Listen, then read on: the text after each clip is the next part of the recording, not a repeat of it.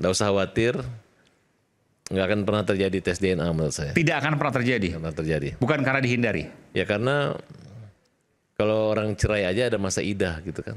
Ini kan memang orang yang hanya sekedar mencari sensasi, selama ini nggak pernah ribut gitu. Justru dia terjebak gitu. Saatnya kita harus membantu dan mendukung Pak Ridwan Kamil. Jangan sampai perbuatan wanita-wanita yang tidak bertanggung jawab ini bisa menjebak siapa saja.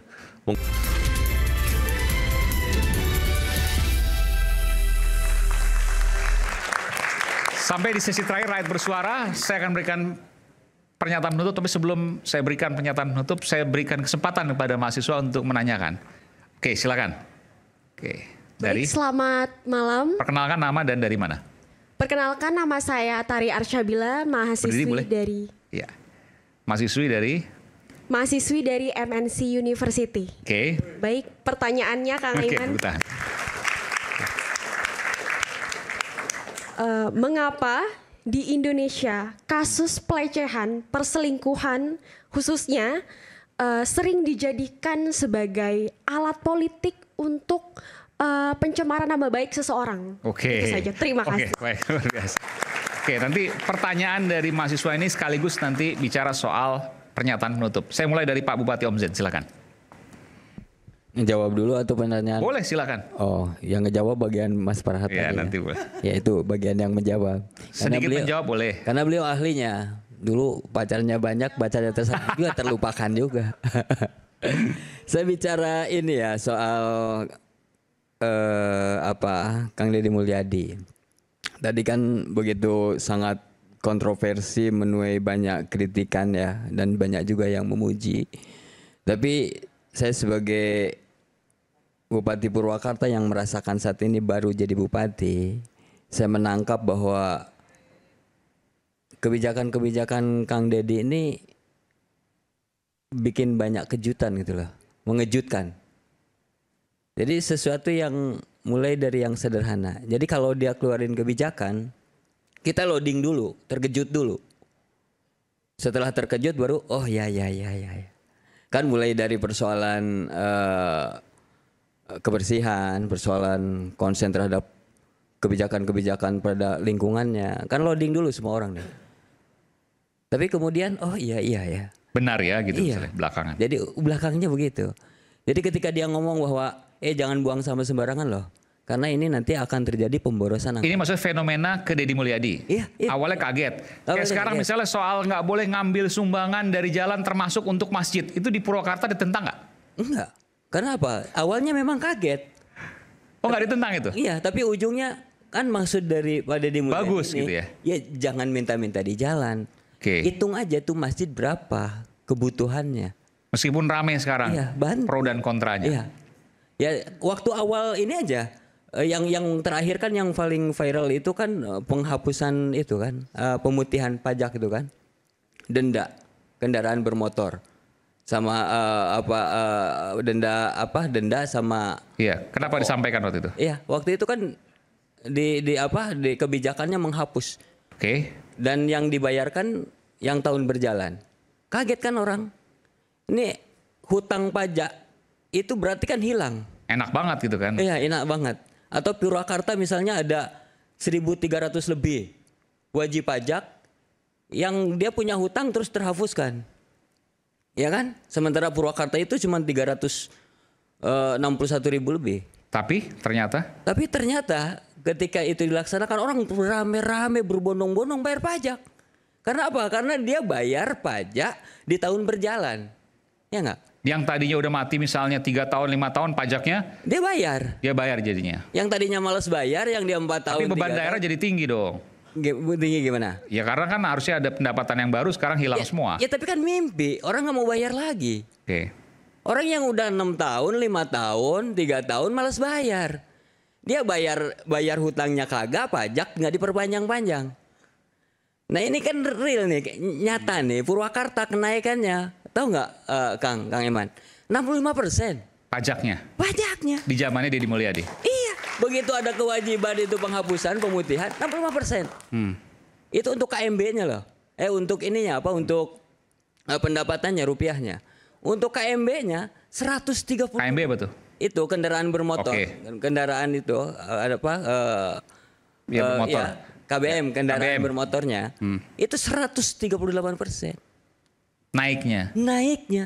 Orang berbondong-bondong dengan ini mau Lebaran lagi. Pas Ramadan tuh kebijakan penghapusan pemutihan pajak. Orang nggak mikirin lagi. Dan yang pertama Jawa Barat itu. Iya Jawa Barat. Dan itu pada Mulyadi. Kan awalnya orang kaget nih duit nanti gimana nggak balik. Ini orang punya utang langsung dibebasin. Dan sadar atau tidak sadar ketika saat ini orang berbondong-bondong bayar pajak, tahun depan kan bayar pajak lagi.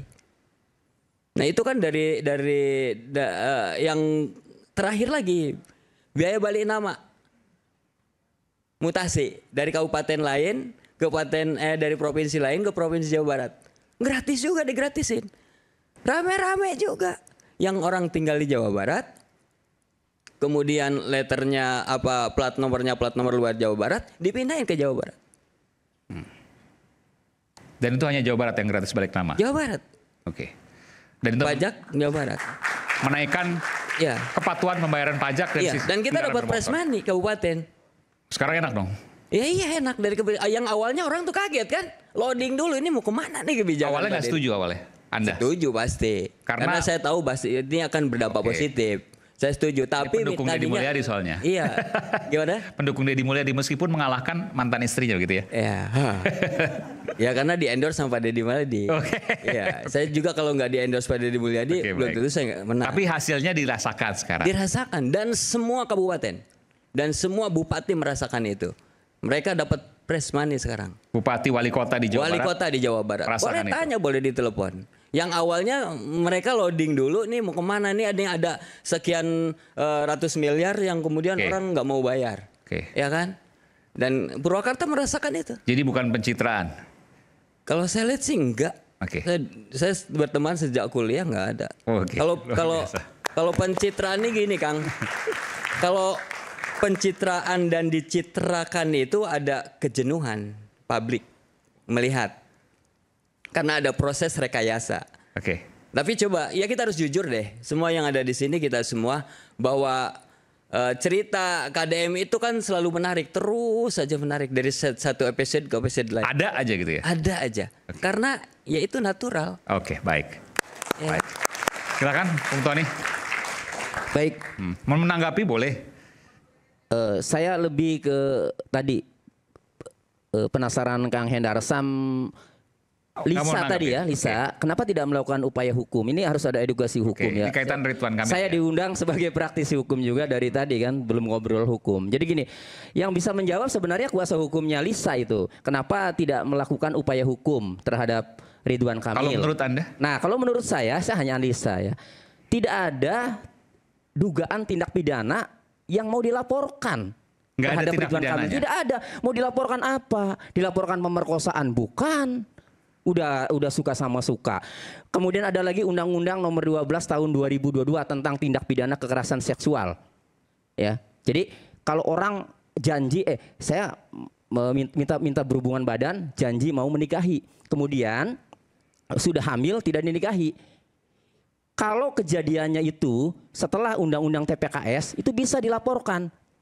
Tapi seandainya misalnya Ridwan Kamil ada sesuatu janji kepada Lisa kemudian dia lalai atau tidak ditepati juga tidak bisa, karena menurut keterangan Lisa juga kejadiannya itu kalau benar terjadi persetubuhan itu tahun 2021 sebelum Undang-Undang TPKS terbit 2022. Meskipun memunculkan celah itu bisa dilaporkan balik oleh Ridwan Kamil yang faktanya tidak dilaporkan balik, itu pertanyaan besar. Nah saya jawab.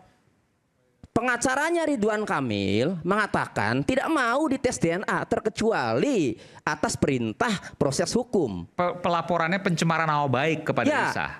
Kenapa tidak dilakukan? Karena pengacaranya Ridwan Kamil sudah mengatakan tidak akan mau tes DNA kalau tidak ada proses hukum, maka seandainya Ridwan Kamil melaporkan pencemaran nama baik justru sebagai pintu masuk untuk dilakukan tes DNA terhadap Ridwan Kamil.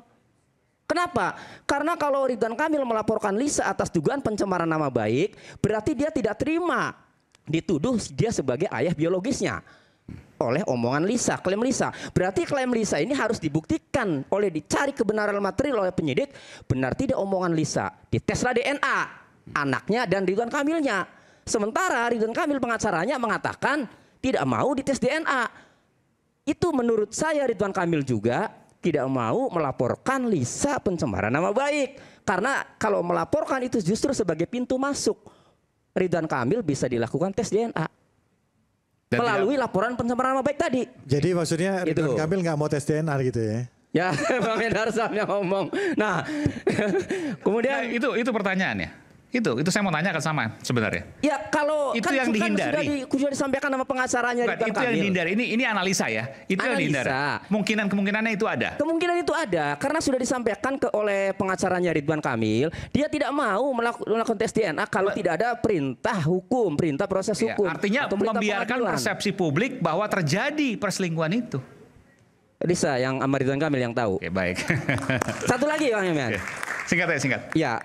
Terkait Kang Deddy Mulyadi, ini inovatif ya, tindakan kebijakannya itu inovatif. Seharusnya ini didukung nih oleh aparat penegak hukum di wilayah Provinsi Jawa Barat. Nah, kemarin pembongkaran objek wisata Haibis yang jelas-jelas Kang Deddy Mulyadi mengatakan ini penyebab terjadinya banjir. Pelanggaran lah, ada pelanggaran. Iya, ada pelanggaran lah. Nah, Polda Jawa Barat itu harusnya jangan diam saja. Harus dukung tuh kebijakan Kang Deddy Mulyadi. Tuntaskan proses hukumnya. Kalau ada objek wisata pembangunan yang mengakibatkan bencana, itu pidana. Diatur di dalam Undang-Undang Nomor 24 Tahun 2007 tentang penanggulangan bencana. Karena gubernur sebelumnya Ridwan Kamil. Ya, kalau terlepas siapapun itu ya yang mengizinkan, tapi yang namanya proses hukum itu harus dituntaskan dan harus ada kepastian hukum. Oke. Jadi tidak berhenti di pembongkaran saja. Orang jelas-jelas ada pelanggaran hukum, makanya dibongkar. Itu penyebab bencana. Jadi Polda Jawa Barat itu harus turun, harus bantu Kang Deddy Mulyadi dalam penegakan hukum sampai tuntas, sampai ada kepastian hukum. Itu. Oke. Saya ke Bung Hendarsam dulu deh, nanti belakang terakhir. Apa yang mau ditanyakan? Ya tadi apa yang disampaikan ini? Ada ya, yang Anda mau sampaikan? Iya tadi kan 2,5 menit aja ya, karena kita udah over. Di segmen berikutnya, di segmen sebelumnya kan saya dengan Kang Tony kan udah sempat ngomong masalah itu ya. Saya sudah nasihati beliau juga. Jadi Anda punya kesimpulan yang sama? Ya, kan, makanya akhirnya beliau insaf ini. Oh, tes DNA itu memang. Artinya proses hukum itu, saya setuju. Jadi proses hukumnya itu memang harus tuntas. Tapi enggak, artinya saya respect bahwa beliau mengakui bahwa apa yang dilakukan oleh Kang Deddy Mulyadi sudah sesuai dengan proses hukum yang ada. Jadi saya ngambil gini ya, ini kan fenomena-fenomena yang dia sebagai seorang public figure, seorang pejabat, dia seorang yang peka zaman dan harus mengikuti perkembangan zaman. Bahwa apa yang dia unggah, ya kan, dia punya kanal YouTube sendiri itu bukan bentuk pencitraan kalau kita melihatnya, tapi bentuk transparansi dari bagaimana dia bisa mempertanggungjawabkan kinerja dia sehari-hari seperti apa. Sebagai Gubernur Jawa Barat. Sebagai Gubernur Jawa Barat. Kalau kita menelisik contoh ya kan. Kemarin Kang Tony kan menyatakan bahwa ada nggak kalau dasar hukumnya Kang Deddy Mulyadi melakukan hal tersebut, ada nggak sebelumnya sudah ada peringatan sebelumnya. Itu ternyata Kang Deddy Mulyadi sudah melakukan itu di YouTube-nya gitu loh. Jadi itu dia sudah mempersiapkan bahwa setiap hal yang dia lakukan itu proses akuntabilitasnya sudah dilakukan. Jadi akuntabilitas itu bukan hanya saat ini ya untuk pejabat-pejabat yang lain termasuk Om Zen juga. Akuntabilitas itu tidak hanya di atas kertas, tapi bisa direct langsung pada masyarakat. Itu yang mencerdaskan. Dan itu dilakukan Deddy Mulyadi. Itu yang dilakukan Deddy Mulyadi. Silakan. Mau Deddy atau mau Ridwan Kamil atau keduanya bebas. Ya. Kang Deddy apa Kang Ridwan? Kalau Bang Ridwan Kamil ya masih asas praduga tidak bersalah dan nggak usah khawatir, nggak akan pernah terjadi tes DNA menurut saya. Tidak akan pernah terjadi. Nggak pernah terjadi. Bukan karena dihindari. Ya karena kalau orang cerai aja ada masa idah gitu kan. Ini kan memang orang yang hanya sekedar mencari sensasi selama ini nggak pernah ribut gitu. Justru dia terjebak gitu. Saatnya kita harus membantu dan mendukung Pak Ridwan Kamil. Jangan sampai perbuatan wanita-wanita yang tidak bertanggung jawab ini bisa menjebak siapa saja. Mungkin saat ini Ridwan Kamil, mungkin saat ini nanti awas abang-abang semuanya. Kalau Anda udah pernah ya? Kalau saya udah pernah. Oke, baik. Tunggu. Oke, singkat. Buat Pak Deddy, saya memberi saran buat Pak Deddy Mulyadi. Kalau memang kayak kepemimpinan Pak Deddy ini kayak zaman Khalifah zaman dulu, karena belum ada Kayak siapa? Khalifah, oke. pengganti Nabi Ya, ya. yang turun menyaksikan bagaimana rakyatnya, itu benar gitu. Luar biasa loh ini. Tapi kalau Pak Deddy, menurut saya takut juga tuh lihat dia turun ke sungai, takutnya ada ular metok dia kan. Nah. Itu kan bahaya. Kemudian ada racun merkuri, itu kan berbahaya buat seorang gubernur. Memang simpatik dapat gitu, tapi maksudnya jangan sering-sering begitu Pak. Kalau perlu kasih bupati-bupati lalu. Dan Pak Bupati di Jawa Barat ini unik. Maksudnya bupati yang kena racun gitu. Bukan. Maksudnya Pak Bupati, saya pengen Pak Bupati yang turun ke gotnya itu, jangan Pak Gubernur. Tapi semua loh, bupati wali kota tren sekarang turun. Oh ya, alhamdulillah. Sekarang Depok turun, udah. diikutin Pak Gubernur. Purwakarta Iya udah. benar. Terus ini fenomena jabatan juga di Jawa Barat. Saya baru kali ini lihat bupati pada takut semua pada gubernur gitu. Ditegur dikit langsung keok. Padahal nggak perlu sebenarnya takut gubernur. Waktu dia jadi bupati juga nggak ada disumbang juga Pak Gubernur gitu. Ya berarti di sini ada karisma dan kepemimpinan dimiliki oleh Pak Deddy, ya kan? Satu. Nah, kemudian tadi adik mengatakan kenapa? Itu biar aja, nanti biar pengawal politik yang menyampaikan. Pertanyaan kan pidana tadi enggak? Iya. Oke. Kemudian Singkat. Pak Deddy dan Pak Ridwan harus saling mendukung gitu. Jangan juga Pak Deddy biarkan, karena yang punya kekuasaan dan punya pengaruh besar adalah Pak. Iya. Mungkin satu saat juga mungkin Pak Deddy mendukung yang maju, didukung Pak Ridwan. Iya. Mungkin juga nanti Pak Ridwan maju didukung Pak Deddy. Iya. Karena budaya Sunda itu sila asah, sila asih, sila asuh. Gitu.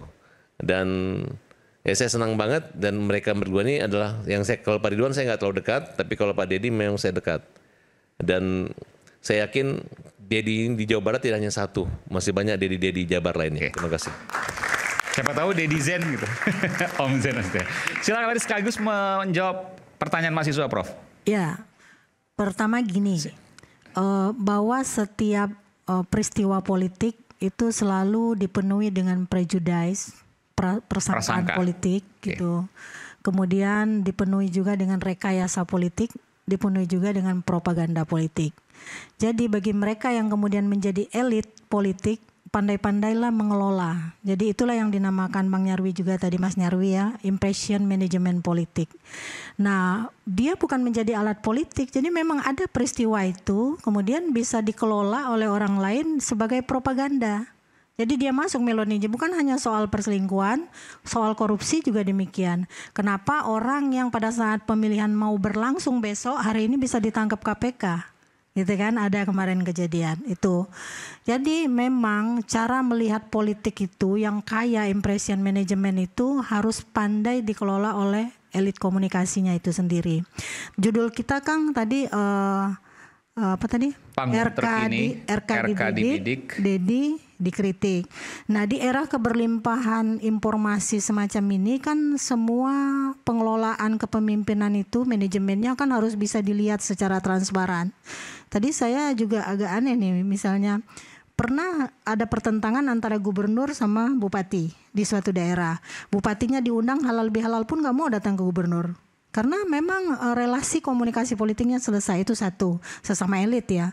Ke bawah biasanya komunikasi antara yang memilih dan yang dipilih itu selesai ketika yang dipilih itu terpilih. Jadi tiba-tiba dia berubah identitas jadi bupati, jadi anggota DPR, ganti nomor HP itu Kang, ganti baju, cara berpakaian, nomor polisi di mobil dan sebagainya. Itu seharusnya tidak boleh dilakukan kalau dia ingin tetap bercitra. Antara bercitra dengan pencitraan beda. Kalau pencitraan itu sesuatu yang tidak ada tapi diada-adakan. Tapi kalau dia bercitra itu segala bentuk karisma yang melekat tadi ya di tubuhnya dengan segala identitas, simbol-simbol yang dia kenakan semata-mata untuk konstituennya. Jadi jangan pernah menyelesaikan hubungan dengan konstituen karena 5 tahun ke depan kita akan membutuhkan dia lagi. Baik. Saya kira itu. Assalamualaikum warahmatullahi Originalitas. Silakan Bung Nyarwi. Singkat saja 2,5 menit. Ya, tadi menjawab dari pertanyaan teman mahasiswa dulu Kang Aiman. Mengapa misalnya politisi itu atau tokoh ya sering dilanda skandal atau isu?